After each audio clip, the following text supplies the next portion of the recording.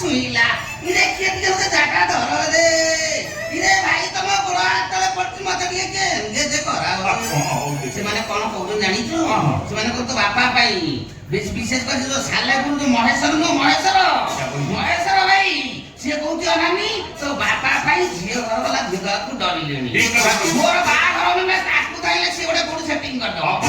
ଗୋଟେ ଦେଇଦେଲା ସିଏ ବି ଚାଲିଗଲା ଆରେ ଅନେଇଲୁ ଏ ମହିଳା ଠିକ କହିଛି ରେ ଅନେଇଲୁ ଠିକ ତ ବାପାକୁ ଚିହ୍ନିଛି ଛଡ଼ା ତ ବାପା କଣ ଇଏରେ କମ କାତିରି ହେଇ ବୁଲିଲା ଅନା ଇଆଡେ ହେଇ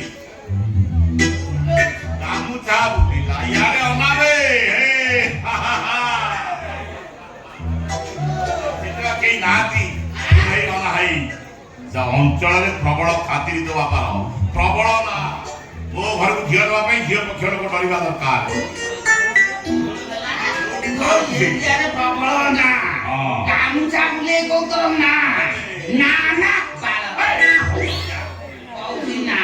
ନା ନା ସେ କଥା ନୁହଁ ଏ ଗାଁ ସାରା ସମସ୍ତେ କଣ କହୁଛନ୍ତି ଜାଣିଛୁ ସମସ୍ତେ କହୁଛନ୍ତି